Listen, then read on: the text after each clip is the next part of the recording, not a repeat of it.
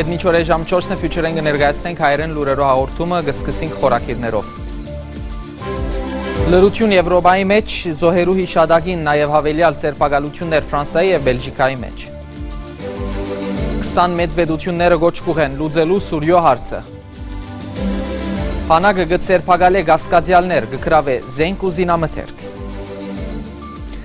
Ֆրանսիայի արյունալի հարցակումներն անցած են քանի օրեր պաշտոնական սուքի հանգրվանը այսօր կհասնի իր ավարտին, սակայն ապահովական խիստ քայլերը և դատական հետապնդումները դակավին կշարունակվին։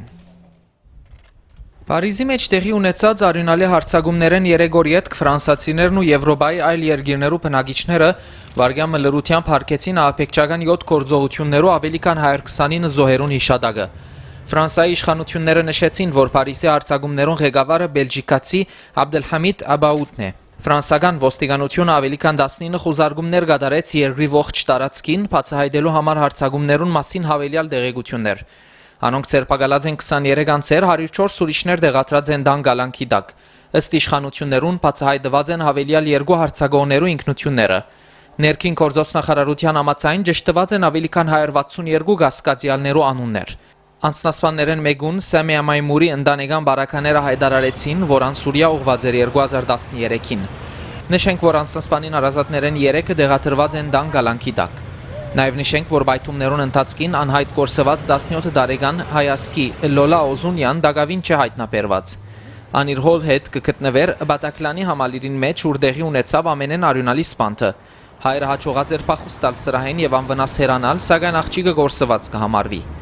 Ֆրանսիայի վարչապետ Մանուել Վալս հայտարարեց, որ Փարիզի հարցակումները ծրագրված են սուրիական հողերուն վրա։ Վարչապետը հաստատեց, որ իրենք հավելյալ քայլերու պիտի ցերնարգեն, պաշտպանելու համար ֆրանսացիներն ու անոնց անվտանգությունը։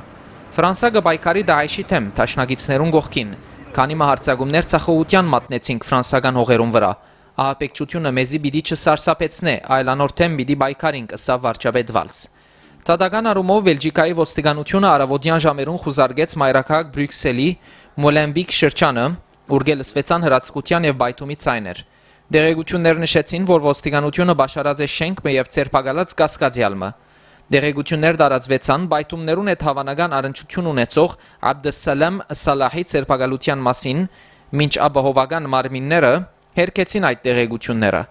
Սալահ կամպաստանվի հարցակումներուն մասնակցելու հանցանքով։ Անգոդորած են ժամեր յետ քարցակնության ենթարկված էր ոստիկանության կողմէ, սակայն ազատ արձակված եւ Բելգիկայի ուղությամբ ընթացած։ Նշենք, որ նախնական հետաքննություններուն համաձայն Փարիզի մեջ հարցակումներ կործած զինյալներու շարքին են Բելգիկայի մեջ բնակողներ, որոնց կեցության վայրերը կգտնվին մասնավորապես աղքատ տղամասերու մեջ։ Իսլամական պետություն գազམ་ակերպությունը շարք նոր դեսակրություններ հրաբարագեց, որոնց մեջ խոստացավ ավելին։ Դաեշ այժմ կսպառնա հարձակիլ բոլոր այն պետություններուն վրա, որոնք կմասնակցին Սուրիո պատերազմին։ Դեսակրությունը նաև հաստատեց, որ Դաեշի զինյալները պիտի չվարանին ֆրանսացիներ գլխադելու։ Մեծն Բրիտանիո վարչապետ Դեյվիդ Քամերոն նշեց, որ իրենք պիտի հարվածեն իսլամական պետության զինյալները, ապա այդ մասին պիտի դեղեկացնեն խորհրդարանին, եթե նկատեն, որ Բրիտանիո շահերը ենթարկված են վտանգի։ Քամերոնի խոսքով վերջին ամիսներուն բրիտանական հողերուն վրա ցախողության մատնված են 7 հարցակումներ։ Լիբանանյան բանակի ընդհանուր հրամանատարությունը հաղորդակցությամբ հայտարարեց, որ Բեյրութի Օտամսայթ շրջանին մեջ ցերբակալած է քանի գասկածյալներ։ Բանակին համաձայն ցերբակալված սուրիացիներու շենքին մեջ գտնված են թեթև հրթիռներ, հրացիկը, ինչպես նաև ռումպեր եւ զինամթերք։ Ցերբակալյալները նաև գրաված են հաղորդակցության միջոցներ, հերաթիդակներ, զինվորական զանազան սարքեր։ Ցերբակալյալները եւ գրաված նյութերը հանձնված են դատական պատկան մարմիններուն։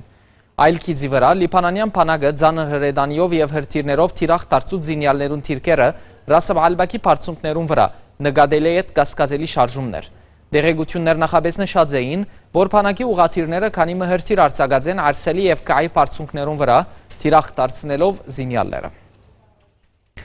Լիբանանյան ուժեր գուսակցության ղեկավար Սամիր Ժաժա ամոթ համարեց այն, որ կառավարությունը դակավին չէ գրծած նիստ մկումարել,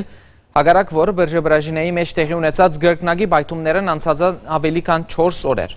Ժաժա դիտել տվավ, որ Փարիզի հարցակումներն յետք եվրոպական եւ ամերիկյան կողմերուն միջև համագարկումի եւ հետախուզական դեղեցություններու փոխանակման մասին կխոսվի,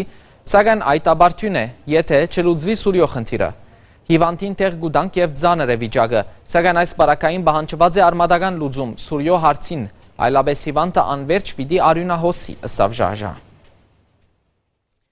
Լիբանանի ազգային երկխոսության նիստերու մասնակիցները տեղեկացված են, որ երկխոսության հաջորդ նիստը տեղի պիտի ունենա այն թինեի մեջ եւ ոչ խորհրդարանին։ Մինչ այդ խորհրդարանի նախագահ Նեբիհ Բրրի տրվադեց Հեզբոլլայի ընդհանուր քարտուղարին եւ նախկին վարչապետ Սաադ Ալ-Հարիրիի վերջին դիրքորոշումները։ Երկխոսության նիստերը հանրապետության նախագահության թղթածրարը կքննարկեն, սակայն պետք է արձարծել բոլոր թղթածրարները հասնելու համար ամբողջական լուծումի։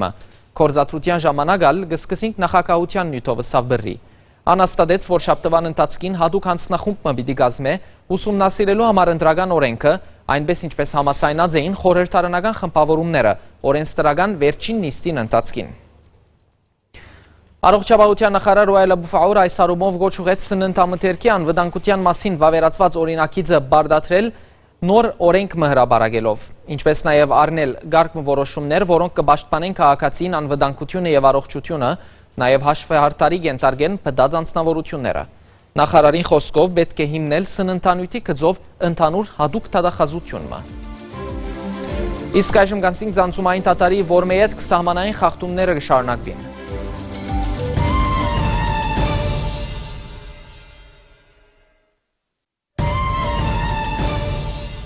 Մեծ 20-յակի երկիրներու ղեկավարները համաձայնեցան ահաբեկչության դեմ վճռական պայքար մղել, որ կընդգրկի համագործակցություն բոլոր մակարդակներով եւ վերահսկողություն սահմանելով համացանցի եւ հեռահաղորդակցության միջոցներուն վրա, ինչպես նաեւ ֆինանսավորումներու թատրեցում բոլոր ահաբեկչական խմբավորումներուն։ Թուրքիո Անտալիա քաղաքին մեջ գայացած մեծն 20-յակի G20-ի կակատնաժողովի եզրափակիչ հռչակագրի նախագծին մեջ նշված է հատկապես, որ 20-յակի առաջնորդները հանձնառություն ստանձնած են շարունակելու ահաբեկչության դեմ տնտեսական հագաստեցության միջոցները, այսինքն ահաբեկիչներու ֆինանսավորման գասեցման ուղղված գործողությունները, հատկապես դվյալներու փոխանակման եւ ահաբեկիչներու հաշիվներու սառեցման հարցով համագործակցության ընդլայնման, ահաբեկիչներու ֆինանսավորման քրեականացման, ինչպես նաեւ օդային երթևեկի անվտանգությունը ամրապնդելու երկիրներու առաջնորդներու համատեղ մտադրության մասին։ 20-յակի առաջնորդները շեշտադրած են նաև, որ ահաբեկչությունը չի գրնար եւ պետք չէ կապված լավ որևէ գրոնի, ազգության, քաղաքակրթության կամ էթնիկ խումբի հետ։ Նախապես կհաղորդվեր, որ կակատնաժողովի շրջանակներու մեջ դեղի ունեցած է Ռուսիո նախագահ Վլադիմիր Պուտինի եւ Միացյալ Նահանգներու նախագահ Բարակ Օբամայի հանդիպումը, որոնք 35 վայրկյան դեպողությամբ գարջադեվ առանձնազրույց ունեցած են օգտվելով BRICS-ի անդամ երկիրներու ղեկավարներու հանդիպման եւ կակատնաժողովի աշխատանքային նիստի միջև ընդմիջում են։ Նախագահները կակատնաժողովի սրահին մեջ թեմ-թիմած նստած եղած են եւ որոշ ժամանակ զրուցած են միայն թարգմանիչներու ներկայությամբ։ Ըստ Ռուսիո նախագահի օգնական Յուրի Ուշակովի զրույցը դավալած է երկու թեմայի շուրջ՝ Ուկրաինա եւ Սուրիա։ Առաջնորդները գարձիկներ փոխանակած են ճգնաժամային թռության շուրջ, որը ստեղծված է Փարիզի ահաբեկչության հետևանքով։ Պուտինի օգնականը շեշտած է, որ Մոսկվայի եւ Վաշինգտոնի իսլամական պետության դեմ պայքարի նպատակները մեծ մասամբ համընկնած են։ Կակատնաժողովի շրջանակներու մեջ Միացյալ Նահանգներու նախագահը հանդիպում ունեցած է նաեւ Թուրքիո նախագահ Ռեջեփ Թայիփ Էրդողանին հետ, որուն հետ քննարկած է Սուրիո մեջ իսլամական պետության դեմ պայքարը եւ համաշխարհային մակարդակով ահաբեկչության դեմ պայքարը։ Երկկողմանի այլ հանդիպումը նաև դեղի ունեցած է Պուտինի եւ Էրդողանի միջև, որուն ընթացքին ըստ Բեսկովի գողմերը քննարկած են թրքական հոսք գազադարը եւ Ակույու Հյուլիագայանի գառուցման նախագիծը, ինչպես նաև շատ հանգամանալից կերպով քննարկված է Սուրիո ճգնաժամը։ Երկխոսությունը գառուցողական էր, ըսած էր Բեսկով։ Մեծն 20-յակի կակատնաժողովի շրջանակներուն մեջ Պուտին նաև հանդիպումը ունեցած է Սեուդական Արաբիո Սելման բն Աբդելազիզ թագավորին հետ, որուն հետ քննարկած է սուրիական ճգնաժամի լուծման հարցը, իսկ մեծն Բրիտանիո վարչապետ Դեյվիդ Քեմերոնի հետ պայմանավորված է, որ պետք է համատեղ պայքարիլ ահաբեկչության դեմ։ Թուրքիո Անտալիա քաղաքին մեջ մեծ 20-յակի կամ G20-ի կակատնաժողովի ժամանակ հանդիպման մասնակիցներու լուսանգարվելու թադարք սրահին մեջ հայտնված գադուներու բادرիրագությունը դարձած է քննարկման թեմա։ G20 կակատնաժողովի ժամանակ, որը սկսած է նոյեմբեր 15-ին Թուրքիո մեջ, ձեռնարկված են անվտանգության աննախադեմ միջոցառումներ։ Սակայն դեղի գադուները հաջողած են անցնել անվտանգության կողքով եւ մտնել բանակցություններու փեմահարտակ ազատորեն շրջակայելով փեմին վրա։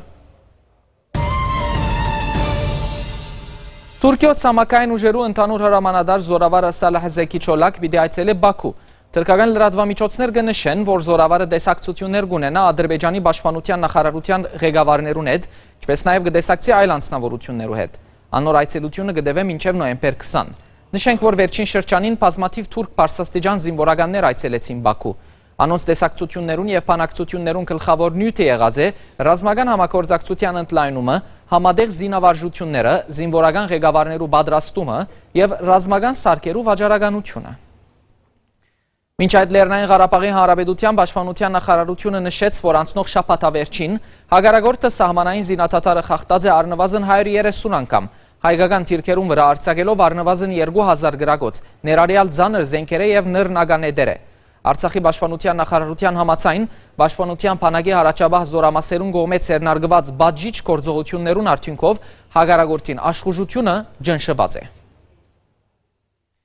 Ամերիկացի հանրահայտ հաղորդավար արդատրիչ Քոնան Օբրայենի Քոնան պատկերասպյուրային նախագիծը, որուն նկարահանումները Հայաստանի մեջ իրականացված էր Soar Productions ընկերության մասնակետ նկարահանող խումբին օգնությամբ, եթեր կհեռարձակվի նոյեմբեր 17-ին։ Այս տարի Օբրայենը առաջին ամերիկացի պատկերասպյուրային հաղորդավարն է, որ շոու նկարահանեց Կուբայի մեջ Միացյալ Նահանգներու հետ հարաբերություններու դրական զարգացումեն ետք։ Շոուն աննախադեպ մեծ հաջողություն ունեցավ եւ հաջորդ շոուն Օբրայեն որոշեց նկարահանել արևելքի մեջ ամերիկացի դիտողներուն Հայաստանը ներկայացնելու համար։ Հաղորդման համար նկարահանումներու ընդամենը մի քանի օրերու ընթացքին Օբրայեն հասցուց այցելել Հայաստանի գեղադեսիլ վայրերը եւ հերավոր անկյունները, շարք մի հետաքրքիր հանդիպումներ ունենալ։ Քոնան Օբրայեն գբացմե իր հայաստանյան այցելության մասին։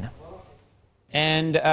tonight I can officially announce our show from Armenia will air Tuesday night, November 17th. November 17th, Tuesday night. It's going to be a really fun show. November 17th. And you know, it was really great. We were there for 4 full days. It takes a whole day to travel there, like 24 hours to get there and 24 hours to get back. But we were there for 4 days. We went all over the country. We had some amazing adventures. Here's just a tiny, tiny, tiny little morsel.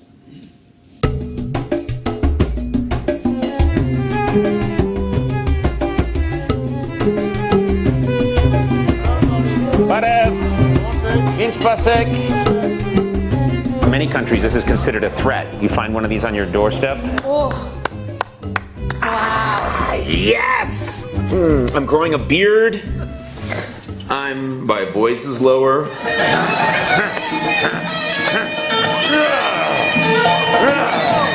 What is this? Oh, it's a helmet worn during a war. I'm guessing he didn't survive. No one should worry, the crowd is protected by a very thin piece of rope.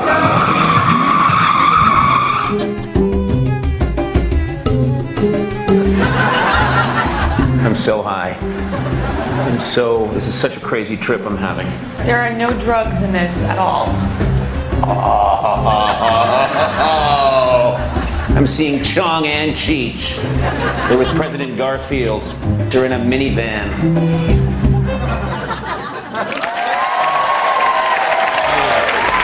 Fascinating country. Քոնանի վաղվա հաղորդումով գացնիկ մեր այսօրվա հաղորդման ավարտին եւ գվերընթեցենք մեր գլխավոր լուրերը։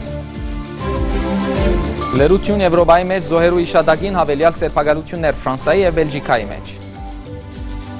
20 մեծ վերությունները գոչ կուղեն լուծելու Սուրիո հարցը։ Բանակը գցերպակալե գասկածյալներ գկրավե զենք ու զինամթերք։ Հայերեն լուրերը գեզրապագենք եւ ուղղակիորեն անցնենք լահեյ ու սկսած է արդեն Թադագան Ադյանի հերթական նիստը։ Ցտեսություն։